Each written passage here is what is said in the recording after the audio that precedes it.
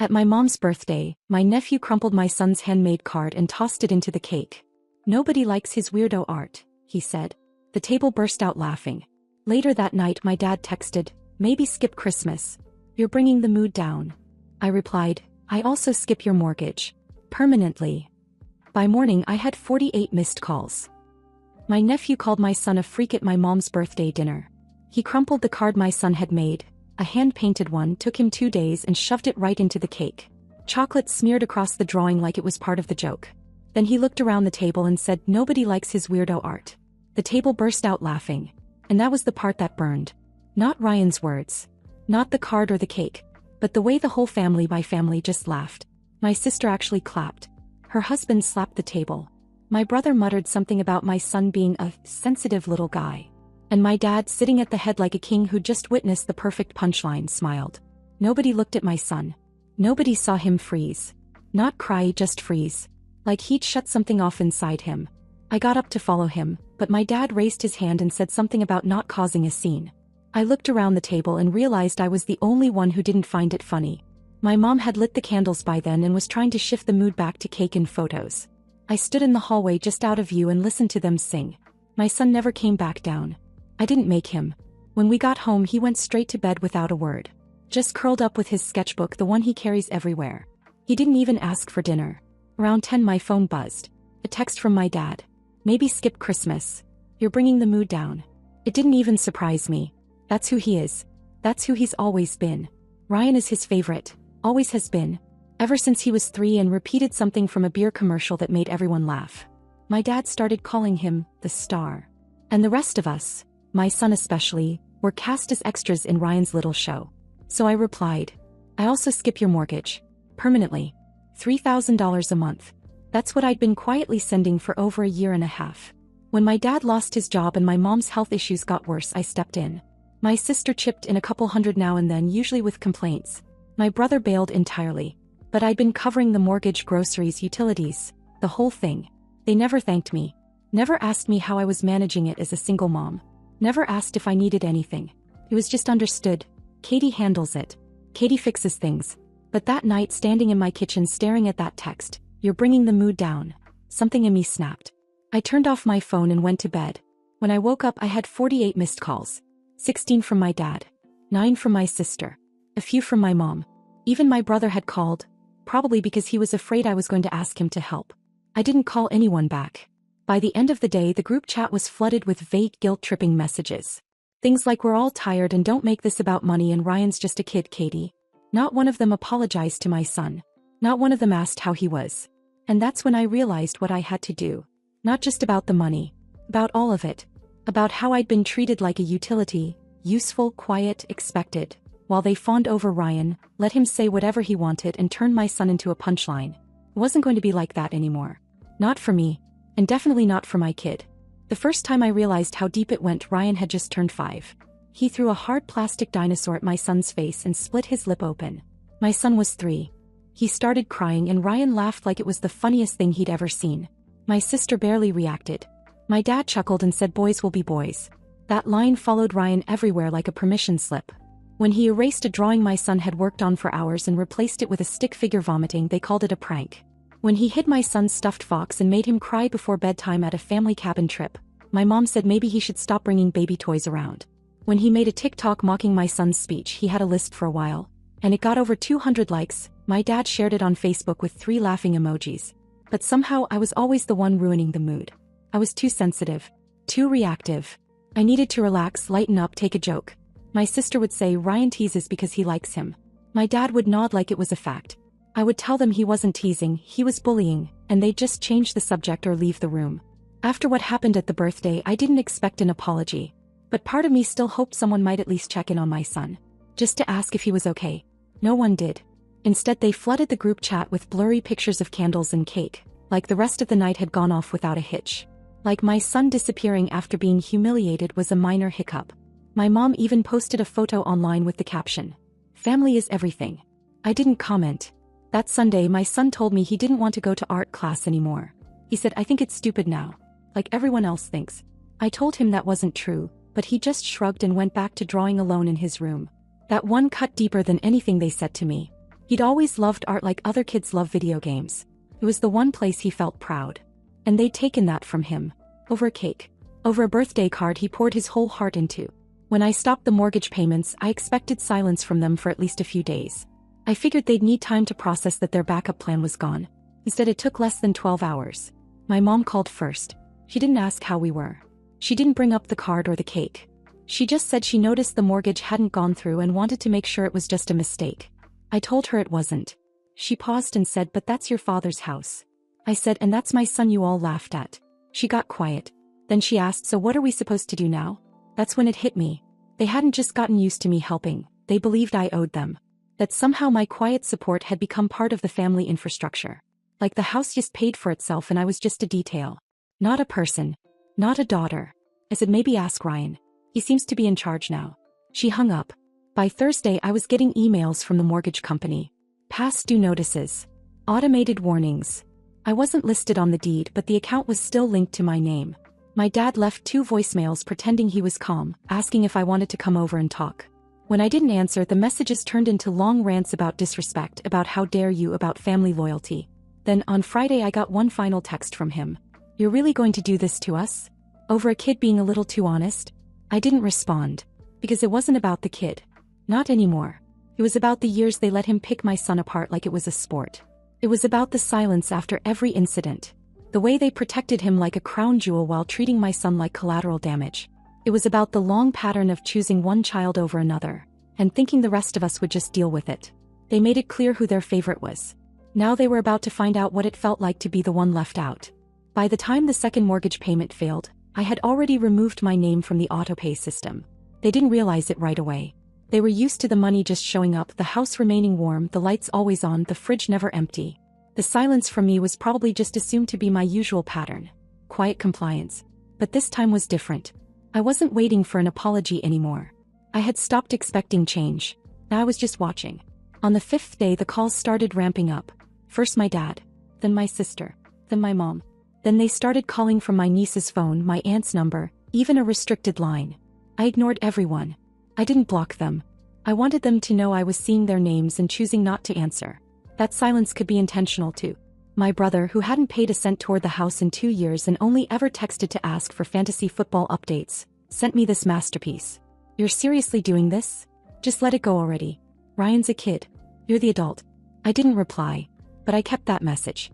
Just in case I ever forgot how deeply none of them understood. They thought it was about the birthday. They still didn't realize that moment with the cake and the card wasn't the beginning. It was the end. The last straw after years of watching my son get left out, talked down to, mocked, erased.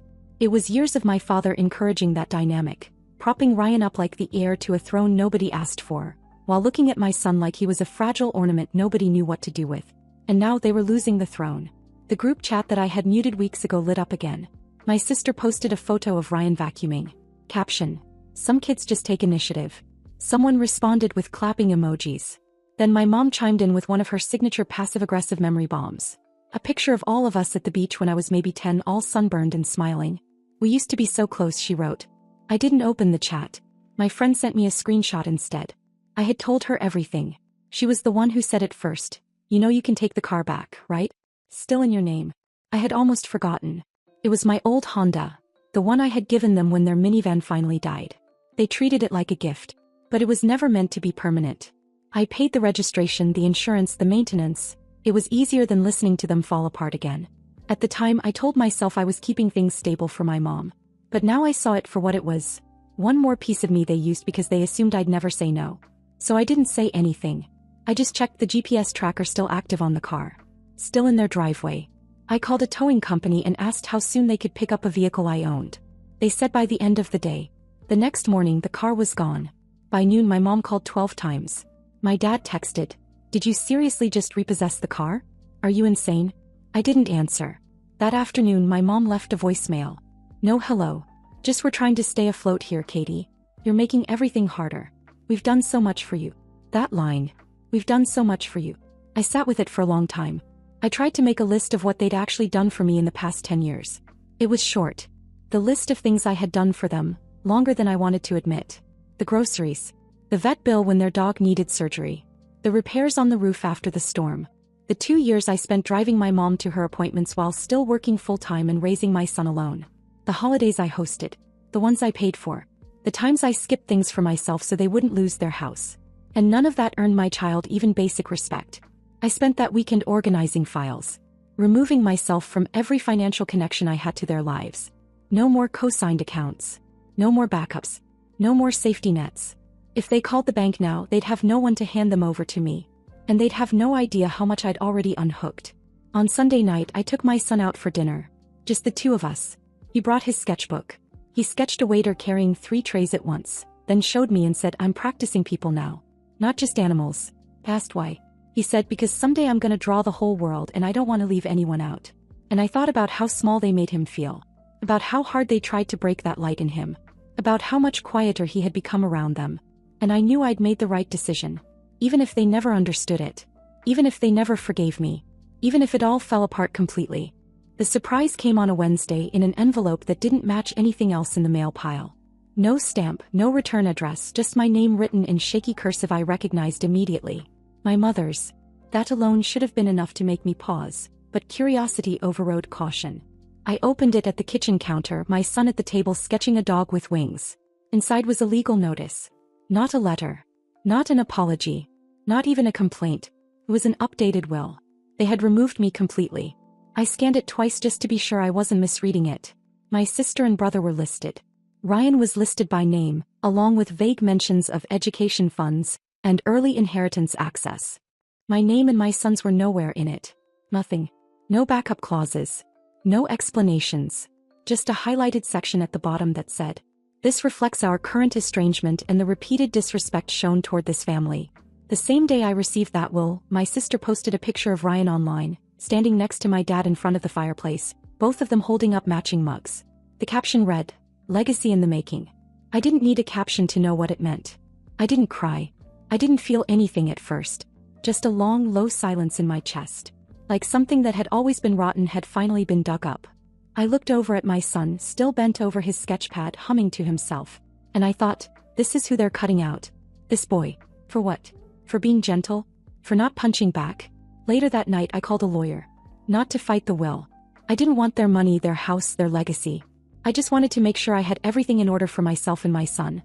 A living trust, a detailed power of attorney, airtight plans for everything. I wasn't going to let anyone else take anything from him. Ever again. But that wasn't the only surprise. 2 days after the will arrived, I got a notification from the GPS app I'd forgotten was still active. The one I used to track the car I'd reclaimed.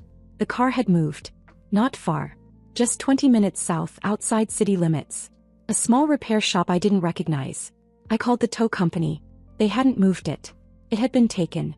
Turns out my dad still had the spare key. He'd driven it off the lot. I didn't call him. I didn't text. I went straight to the police. The car was still registered in my name. The insurance was still mine. And now, after everything he was stealing from me. When I filed the report, the officer asked if I wanted to press charges. I said yes. Not out of spite. Not even out of anger. But because if I didn't draw a line now, they would never believe one existed. Within 24 hours they found the car. My dad had parked it behind his friend's body shop, probably assuming no one would look there. The moment he found out the cops were involved, the floodgates opened. My phone blew up. Messages from my mom begging me to drop it. Saying it was a misunderstanding. Saying my dad was going through a rough time, that I'd embarrassed him in front of people. My sister texted some half-threat, half-plea about family reputation. My brother said, "Are you actually pressing charges on your own dad? What the hell is wrong with you?" But there was one message that stood out. It came from a number I didn't recognize at first. It was Ryan. He sent a voice note. Just 30 seconds long. He said, "I don't know why everyone's acting like it's such a big deal. You've always been overdramatic. Maybe if your kid wasn't so weird, none of this would have happened." That was it. A smirking little grenade dropped straight into my inbox. Not even a full minute long, but it lit up every memory I'd buried. Every snide comment, every eye roll, every time I was told to stop overreacting. This was who they'd chosen. This was who they were defending. And this was who would inherit everything. I forwarded it to the officer handling the case. And then I sent one final message in the family chat, the one I hadn't opened in weeks. "Since we're all so concerned with legacy, I'll let you build yours. But from here on out, you build it without my money, my help, or my name. Consider this the last message I'll ever send to any of you." Then I left the group. I blocked every number. That night, I sat with my son on the couch and watched a movie while he drew beside me. He didn't know about the will, or the police report, or the messages. All he knew was that the house was quiet. The tension was gone. No more Sunday dinners, no more being forced to smile through parties that made him feel small. Just us finally. It didn't feel like losing a family. It felt like closing the door on a house that had been burning for years. And finally walking away from the smoke. 2 weeks of silence. That was their response. No apology. No phone calls. No screaming voicemails. They didn't try to show up, didn't beg, didn't even fake concern. It was like I'd been cut from a group chat, and in their minds that meant I was gone. Except, of course, for the parts of me they were still using. I found out by accident. I was refinancing my own mortgage, trying to reduce the interest rate, and during the credit pull something popped up that made the loan officer pause. He asked if I had any other open lines of credit I hadn't mentioned. I told him no. He asked again, slowly this time, like maybe I didn't understand the question. That's when I knew something was wrong. I pulled my own credit report that night, and there was a joint credit card I'd co-signed years ago for my dad, back when he was out of work and they were just trying to stay afloat. He'd promised me it was only for emergencies. The last time I looked at it, the balance was under $1,000. Paid off. Dormant. No. $6,437.18. Mostly spent in the last 90 days. Restaurants, online orders, a weekend at a casino in Laughlin. A hotel stay in San Diego. One line item just said, Ryan's grad suite. Graduation? He was 13. What were they even celebrating? I called the credit company the next morning. I told them I hadn't authorized any of the recent charges. They said the card had been used repeatedly and wasn't flagged because there was a long history of shared use. Legally, my name was still on the account. So I wasn't just responsible. I was liable. I had 2 options, pay it or prove fraud. So I did what they never expected. I hired a lawyer. Not just to dispute the card but to audit everything. Every account, every signature, every joint bill I'd ever helped them with. And it was worse than I thought. 2 unpaid utility bills. Both opened in my name. Still active at their house. Internet and water. 1 hospital bill from 2 years ago where my mom had used my insurance card at an out-of-network clinic. I vaguely remember her calling me that day saying she left her wallet at home. But it was never an emergency. It was a routine checkup. She just didn't want to pay her copay. And then the biggest one. A refinance application. From 4 months earlier. They had submitted paperwork to tap equity from the house. On the income section they included me. They hadn't forged my signature, but they inflated their household income using deposits I had made. My lawyer said it bordered on financial misrepresentation.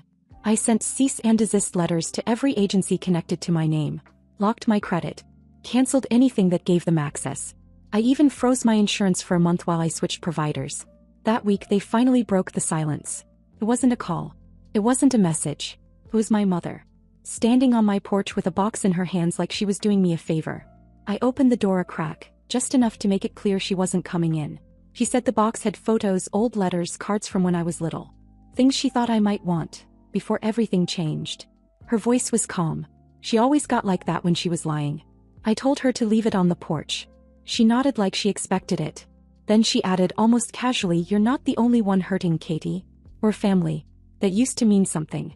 I didn't say a word. I just closed the door. Inside the box were pictures, sure. Birthday cakes, beach days, grainy Polaroids from the 90s. I flipped through them with no real emotion until I found the letter, folded once and shoved between 2 framed pictures of me as a kid. It was handwritten. By my dad. "You've made your point. But this is the last stunt we're going to tolerate. Family doesn't abandon family. We don't owe you anything. You walked away. You cut us off. Not the other way around. You can live your little life, but don't expect us to wait around when you decide to come crawling back." Then, at the bottom, almost like an afterthought, "You'll come back. They always do." I sat on my living room floor reading that line over and over. The arrogance. The certainty. The way he truly believed the world would eventually correct itself. That I would snap back into place like a rubber band. But here's what he didn't know. I wasn't bending anymore. I wasn't protecting them. I wasn't funding their lives. I wasn't erasing the damage to keep up appearances. And I wasn't on a break. I was out. The next day I went to the DMV and revoked my power of attorney on their vehicle registration. I removed myself as emergency contact on every shared document I could think of. My lawyer called to say the financial cleanup might take months. I told him that was fine. I had time. I had peace. I had nothing left to lose. And then out of nowhere I got a message from a number I didn't recognize. It was Ryan. He sent a video. No caption. Just him walking through my parents' living room holding up the box of photos. One by one he dropped each picture into the fireplace and stared into the camera as they burned. I watched it once. Just once. Then I forwarded it to my lawyer. This wasn't just dysfunction anymore. This was cruelty. Deliberate. Ugly. Documented. Let them burn whatever they want. All they were doing was lighting the path to the next chapter. And they were going to hate how this story ended. 3 months later I got the voicemail. It was my mom. Her voice was slower than I remembered. She said they were in a bit of a tough place right now, and they might need some help just temporarily. She said my dad was having trouble with the house, and something about the bank calling. I didn't listen to the rest. I deleted it before it was even over. I already knew what was happening. The refinance had fallen through. They couldn't afford the mortgage without my monthly $3,000. Utilities were behind. My name was off every account now, so their credit was bleeding. And the car, the one my dad tried to steal, that had been repossessed officially after he missed 3 insurance payments. I didn't say a word. I just let the system they use so easily turn on them. They tried to fix it the way they fixed everything else, with shame.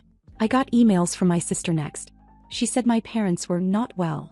That it was bigger than just money now. Then came the guilt. You've made your point. We get it. Can you come back now? I didn't respond. They'd spent years watching my son shrink in their presence, too different for their liking. They let Ryan spit insults and called it personality. They laughed when my son's art got crushed into a cake. Then when I walked away, not with drama, not with violence, just with boundaries, they turned me into the enemy. And now they wanted my help. There was a time when that would have worked. When I would have put my son in the back seat metaphorically or literally just to keep them stable. But something changed the night he told me he wanted to draw people, not just animals, because he didn't want to leave anyone out. He had never been treated that way. They had always left him out. And for what? So Ryan could shine a little brighter? So my dad could maintain his imaginary pecking order of who deserved what in this family? All while I paid the bills in silence? That voicemail wasn't a cry for help. It was the sound of a system finally cracking under the weight of its own entitlement. A few days later I ran into my brother at the grocery store. We made eye contact in the dairy aisle. He looked at me for a beat too long, then walked away without saying anything. I wasn't surprised. They weren't built to confront things directly. Just whispers and edits, quiet deletions of people who no longer served the story they were trying to tell. I got one final letter after that. Handwritten. No return address again. Inside was a short note from my father. No apology. Just a line. We're selling the house. Hope you're satisfied.